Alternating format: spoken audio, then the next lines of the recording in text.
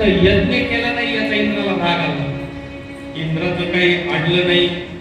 धो पाऊस सुरू झाला, जोराचा वारा सुरू झाला, पण आता लोकांना काळजी वाटली. बाळकृष्णाने हा गोवर्धन पर्वत उचलून घेतला. त्या इंद्राचा गर्व हरण झाला आणि इंद्राचा गर्व हरण झाल्यानंतर त्याने वास्तविक यातली महत्वाची गमत तात्पर्य मी तुम्हाला सांगतो. कथा आपण ऐकतो, त्या कथेचं तात्पर्य ऐकतो. येतो पुढं आपण वर्णन करतो. पाऊस थांबला, इंद्राचं गर्व हरण झालं, पर्वत पुन्हा पहिल्यासारखा खाली फुला. सगळ्या जणांनी आश्रय. इंद्राचा गर्व हरण झाला. इंद्राला काय सांगायचं होतं बाळकृष्णाला की ज्याचं जे काम आहे त्याने ते काम करावं, त्याचा अहंकार झालं. इंद्राने गोकुळात येऊन पाहिलं, एवढं पाणी मी टाकलं म्हणे, पाणी गेलं कुठं? ते पाणी गेलं कुठं? तर काही ठिकाणी वर्णन आलेलं आहे की हे पाणी अगस्ती ऋषीने प्राशन केलं. अगस्ती ऋषी, मला कल्पना असेल, अगस्ती सागर समुद्र ज्यांनी प्राशन केला होता ते अगस्ती ऋषी. आतापी, वातापी, इल्वन असे 3 दैत्य. या 3 दैत्यांचा संहार ज्यांनी केला ते अगस्त्य ऋषी. आता तुम्हाला कल्पना, कथा थोडक्यात सांगतो, पुढे आपण मग आपल्याला हे करूया. आतापी आणि वातापी हे 2 दैत्य. इल्वन हा बाहेर बघायचा आणि येणाऱ्या जाणाऱ्याला सांगायचं या आमच्या हॉटेलमध्ये जेवण करा मोफत. येणारा जाणारा म्हणायचा अरे फुकट जेवायला भेटतं ना, लोक आज जायचे हॉटेल. त्यातला एक आतापी नावाचा अन्न व्हायचा. ते अन्न एक त्याचा भाऊ आहे इल्वन बाहेर, वातापीनं ते काढून आणायचं.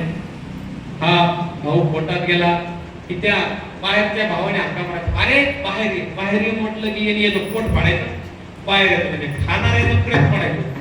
आणि मग बाहेरच्या भावाला म्हणून 3 जणांनी मिळून ते मेलेला माणूस खायचा. मेलेला प्राणी खाणारे राक्षसच असतात हे लक्षात घ्या. प्राण्यांना खाणारे माणसं नाहीत, राक्षसच आहेत.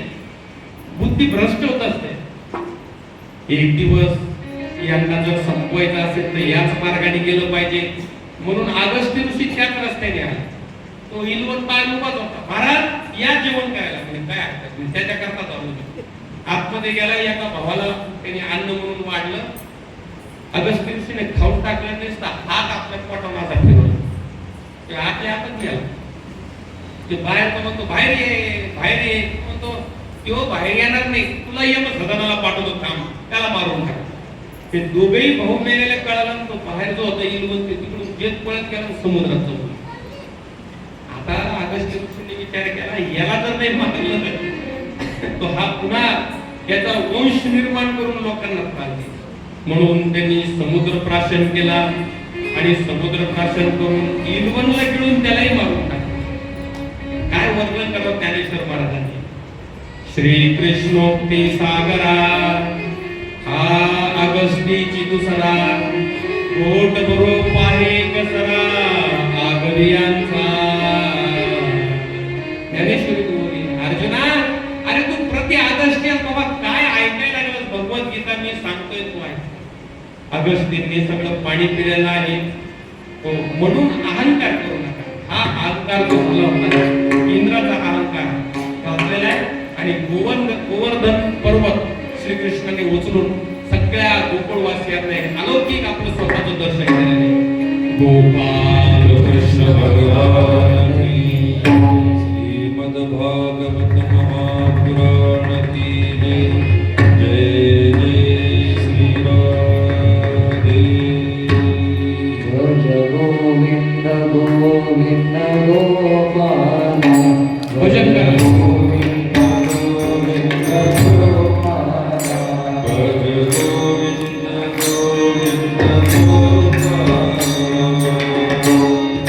Thank you.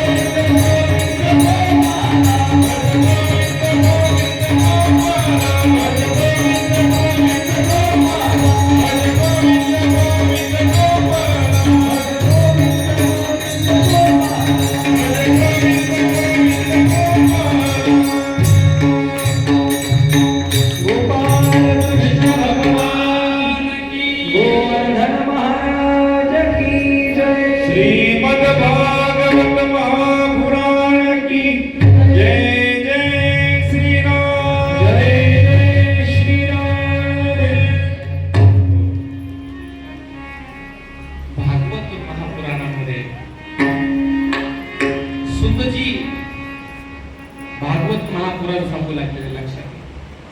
आणि सुतांच्या सांगण्यामध्ये राधेचा उल्लेख कुठेच आलेला नाही. बहुतेकांना वाटत मग राधेचा उल्लेख का नाही आला, तर कारण लक्षात घ्या.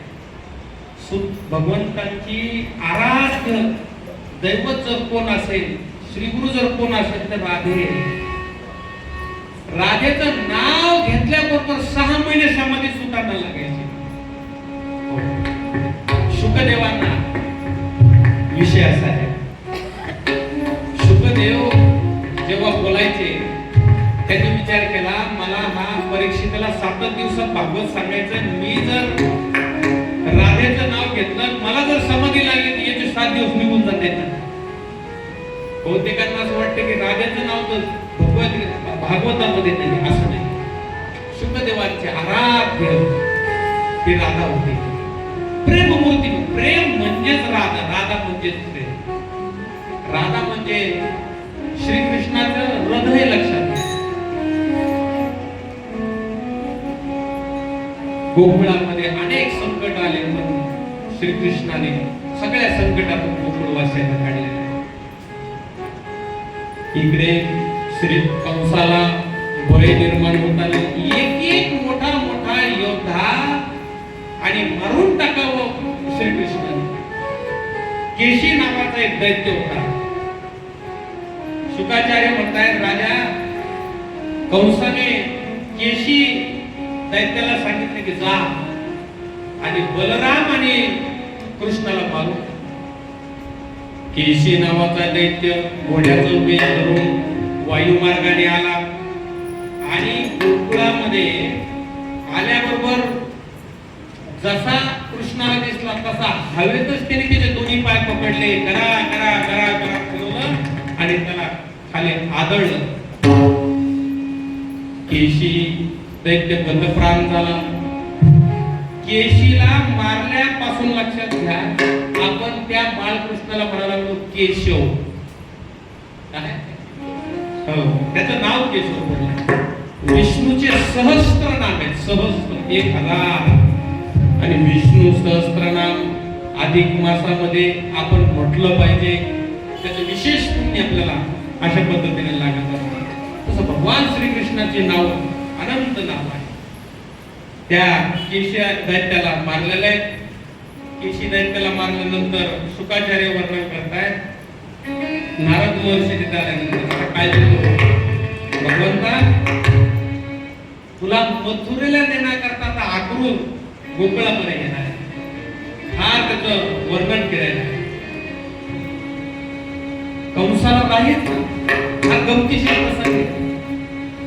केशी दैत्य मारल्याची बातमी कंसाला कळाली. आता तर रात्री झोप येणार. दुसऱ्या दिवशी उठला, दरबार भरवलं आणि सगळ्या मंत्र्याला म्हणतो, अहो आता एक गोष्ट पक्की झाली. काय? त्या गोकुळामध्ये नंद बाबाचा जो मुलगा आहे ना, तो मला मारणारा तोच असला पाहिजे, आता माझी खात्री झाली. कंस घाबरून गेलेला आहे. आता काय करता येईल, आपल्या शत्रूला कसं मारायचंय याचा विचार करायला लागलेला आहे. काही मंत्री हुशार होते, काही मंत्री म्हणले, हे पहा ज्याच्या त्याच्या स्थानावर त्याचं बळ अधिक असतं, स्थान भ्रष्ट करा. काय करा, त्या कृष्णाला इकडं बोलवा मथुरेत, आणि तो मथुरेत आल्यावर मग आपण त्याच्यावर वार करून त्याला मारू. आता एक वयोवृद्ध मंत्री होता. तो म्हटलं बरोबर, तुम्ही म्हणता ते बरोबर आहे, पण तुम्हाला सांगू का? तो म्हणला काय, असंच एकदा उंदरांची बैठक झाली आणि उंदरांच्या बैठकीमध्ये चांगले चांगले बुद्धिमान उंदर विचार करायला, आपल्याला जर धोका असेल तर मांजरे म्हणजे तो, मग आपल्याला मांजर कधी येते कधी झडप घालते कळत नाही म्हणे. हो, मग आपण काय केलं पाहिजे, मांजरीच्या गळ्यात घंटा बांधला. वा वा, सगळ्यांनी टाळ्या वाजवल्या. वा वा, अशी युक्ती झाली पाहिजे. त्यात एक उंदीर होता ज्येष्ठ. तो म्हणला, थांबा, उंदराला तुम्ही मांजरीच्या गळ्यात घंटा बांधणार बरोबर आहे, पण मांजरीच्या गळ्यात घंटा बांधायला जो जाईल तो नाश्त्यावारी जाईल. अरे मांजरीच्या गळ्यात घंटा बांधायला जो उंदीर जाईल तो कशाला जिवंत राहील मला सांगा.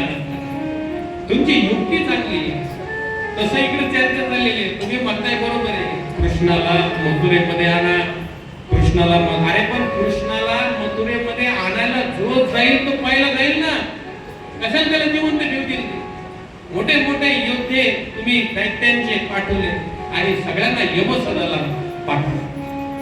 त्यांनी सांगितलं नाही, काहीतरी केलं नाही. आणि मग मंत्र्यांचा सल्ला झाला. काही जणांनी सांगितलं की कंसा, आपल्याकडे एक जण असा ग्रस्त आहे की जो कृष्णाला मथुरेला आणू शकतो. कोण आहे म्हणे? लवकर सांगा. तेवढे अक्रूराला अक्रूराला कृष्ण मारणार नाही आणि अक्रूराला पाठवण्याचं ठरवलं. अक्रूराला बोलवलं आणि कंसाने त्या अक्रूराला सांगितलं, अक्रूर काका, माझं एक छोटंसं काम तुम्हाला करायचं. अक्रूर म्हणला, महाराज सांगा. काय नाही, तुम्हाला गोकुळाला जायचंय उद्या सकाळी आणि सांगा आपल्याकडे यज्ञ आहे. यज्ञाचा मान नंद बाबाला दिलेला आहे आणि नंदांना सांगायचं की येताना दोन्ही मुलं तुमचे घेऊन या, बलराम आणि कृष्णाला घेऊन यायचे. विचार करायला नाही म्हणावं तर हा राजा आहे म्हणता येत नाही, आणि हो म्हणावं तर देवालाही जावायचंय कृष्णाला, त्यांच्या मागण्याला मी काढणे. रात्रभर विचार केला पण ते सांगितलं, हे विश्वजाचे हाती चालवणारा तू, बुद्धी देणारा. अक्रूर विचार करतोय, एरवी मला कृष्णाच्या दर्शनाला जाऊन देईल का? या निमित्ताने कृष्णाचं दर्शन होईल. त्यांनी हो म्हणून सांगितलं. दुसऱ्याच दिवशी अक्रूर निघाले. अक्रूर अतिशय बुद्धिमान. अक्रूर बुद्धिमान. अक्रूर जो अक्रूर असतो त्याला देव भेटत असतो. लक्षात काढून टाका मग वाचा. काय राहिलं? क्रूर असलेल्याला देव कसा भेटेल? मग अक्रूर बुद्धिमान होता. कंसाची आज्ञा झाली. दुसऱ्या दिवशी गोकुळाला जायला निघाला. हो, आणि जाताना विचार करतोय मनातल्या मनात, मी काय पुण्य केलं असेल तर मला गोकुळाला जायला मिळतंय. सुख म्हणतात राजा, अनंत विचार त्याच्या डोक्यामध्ये येऊन आले. पण जात असताना अनेक शुभचिन्ह होऊ लागलेले आणि आपण आजही मानतो ना, शुभचिन्ह मानले पाहिजे. भरलेली घागर दिसली, शुभचिन्ह. अक्रूर गोकुळामध्ये आलेला आहे. नंद बाबांनी स्वागत केलं. बलराम आणि श्रीकृष्णाने स्वागत केलं. भोजन वगैरे झालं. बसल्यानंतर नंदाने विचारलं, अक्रूर महाराज कुणीकडे गेले? त्यांनी सांगितलं, आता खोटं बोलून चाललं. म्हणून त्यांनी सत्य सांगितलंय. सत्य सांगताना तू म्हटला, काय सांगावं?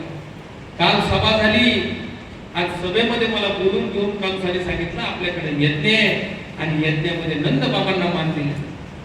नंद बाबांना घेऊन या. नंद बाबांना दोन्ही मुलांना घेऊन या. पण नंद बाबा, खरं सांगू का तुम्हाला, कंसाचं गट कारस्थान आहे. मोठे मोठे मल्ल तिथं असणार आहे आणि या दोनही कवळ्या मुलांना मारण्याचा आहे. बलराम दादा हसलेत, म्हणले तुम्ही काळजीच करू नका. अक्रूर काका तुम्ही काळजी करू नका. श्रीकृष्ण म्हणाले तुम्ही काळजी करू नका, कारण तुमच्या अशा बोलण्याने माझे बाबा नंद बाबा घाबरतील. आपल्याला जायचे लक्षात घ्या, कारण तिकडे जाण्याचा कृष्णाने सुद्धा आखला होता. पण विषय असा आहे, दुसऱ्या दिवशी निघायचं होतं. ही बातमी पाहता पाहता गोकुळामध्ये पसरलेली आहे आणि सगळ्या गवळणी विरह करतोय. किती काय काय म्हणावं गवळणी. गवळणीनं वर्णन केलेलं आहे.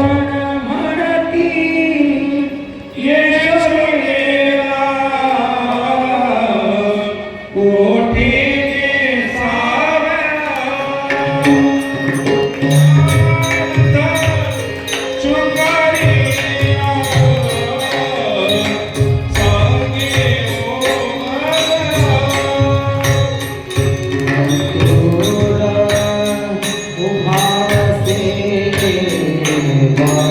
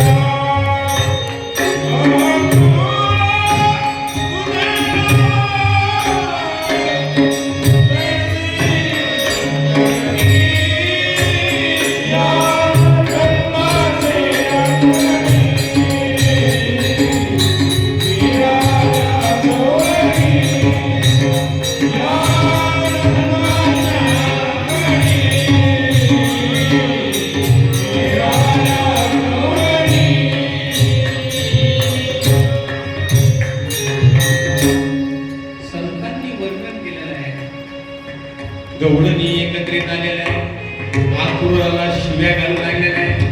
अक्रूरा शांता, तुझं कोणी धारिले अक्रूरा, अरे तुझं नाव अक्रूर आहे पण करणी क्रूर आहे क्रूर. कोणी धारिले तू का आमच्या प्रेमात विष घालवत आहेस रे बाबा? हो, सगळ्या गोपिका रडायला लागल्या. काही तर निष्ठे ऐकून बेशुद्ध पडले. काय कृष्ण भगवान कंसात मथुरेला चाललेला हे ऐकून त्यांना बेशुद्ध पडले. गोपिका एवढ्या रडल्या की त्यांच्या नयनाच्या अश्रूने चिखल झालेला आहे. हा विरह कृष्णाला सुद्धा पाहता येणार. म्हणून कृष्ण म्हणतात अक्रूरा आता लवकर चला.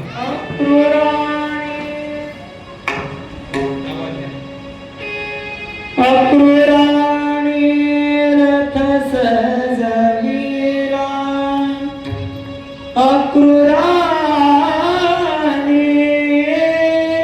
रथ सजविला, देवरथामध्ये बैसला, देवरथामध्ये बैसला. हो सोडून गोपीला देव मथुरेसी चालला. हो सोडून गोपीला देव मथुरेसी चालला.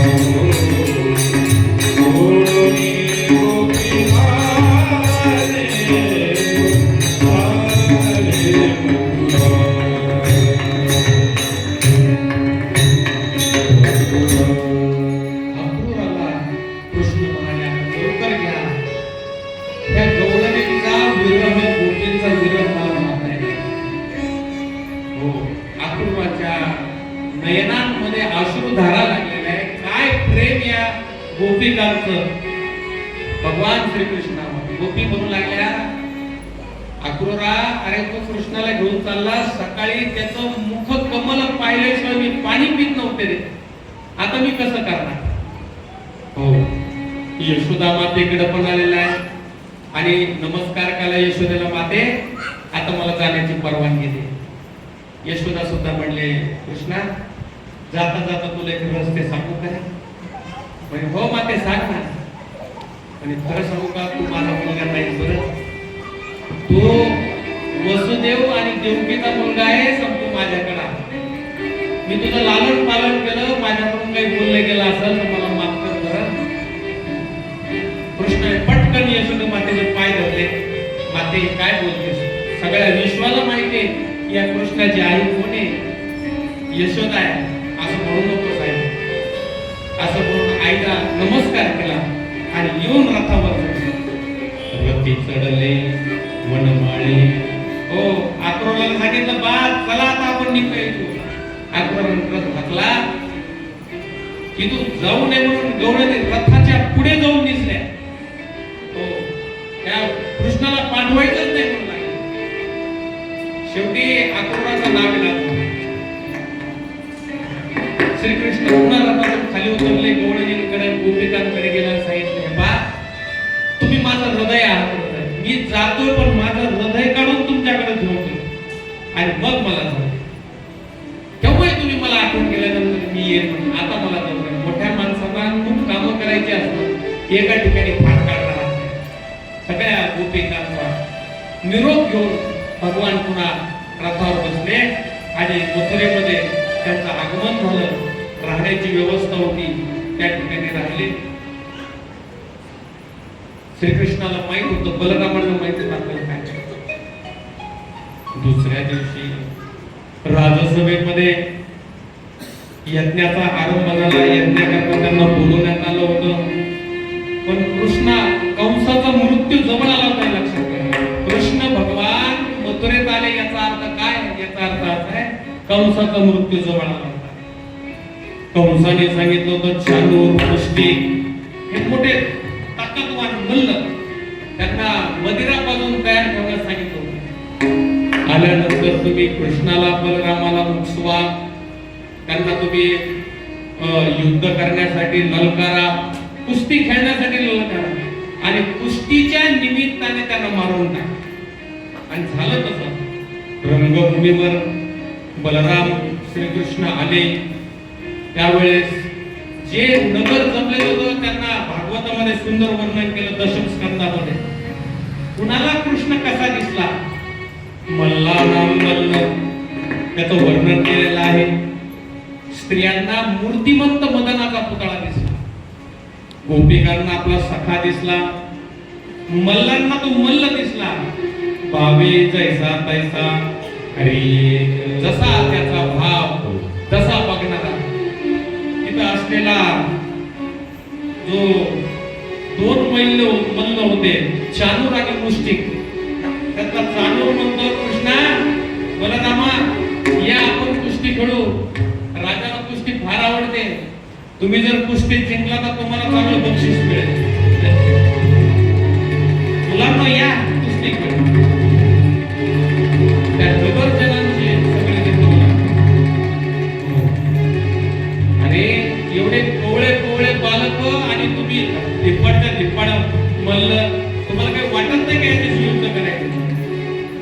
कोवळ्या मुलांसोबत युद्ध करताय, कुस्ती खेळताय.